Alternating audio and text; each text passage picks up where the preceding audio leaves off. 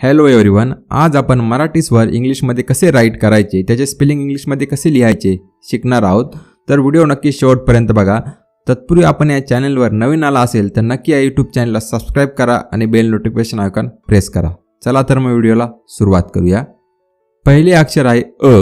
अ साठी इंग्लिशमध्ये आपण ए राईट करतो. जर कुठेही अ आला तर त्यासाठी आपण ए राईट करतो. आ म्हणजेच एक काना.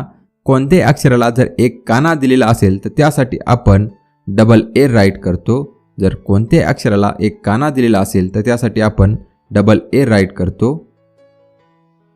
ई म्हणजेच पहिली वेलांटी. कोणत्याही अक्षराला जर पहिली वेलांटी दिलेली असेल तर त्यासाठी आपण आय राईट करतो. कोणत्याही अक्षराला जर पहिली वेलांटी दिलेली असेल तर त्यासाठी आपण आय राईट करतो. ई म्हणजेच दुसरी वेलांटी. जर कोणत्याही अक्षराला दुसरी वेलांटी दिलेली असेल तर त्यासाठी आपण डबल ई राईट करतो. कोणत्याही अक्षराला जर दुसरी वेलांटी असेल त्यासाठी आपण डबल ई राईट करतो. उ म्हणजेच पहिला उकार.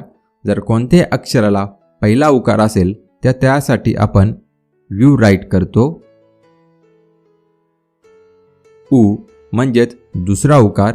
जर कोणत्याही अक्षराला दुसरा उकार दिलेला असेल तर त्यासाठी आपण डबल ओ असे राईट करतो. जर कोणत्याही अक्षराला दुसरा उकार असेल तर त्यासाठी आपण डबल ओ राईट करतो.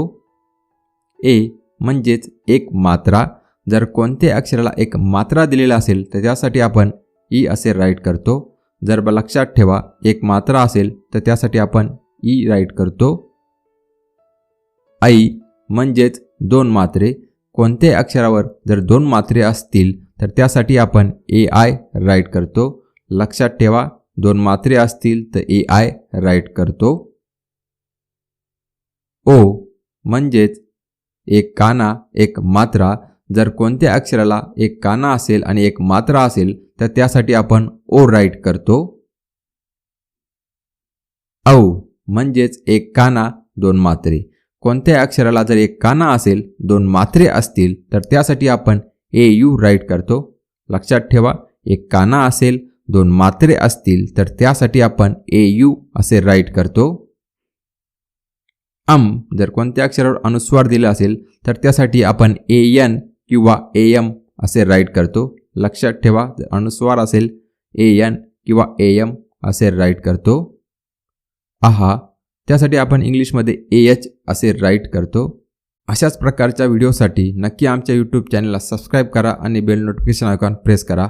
धन्यवाद.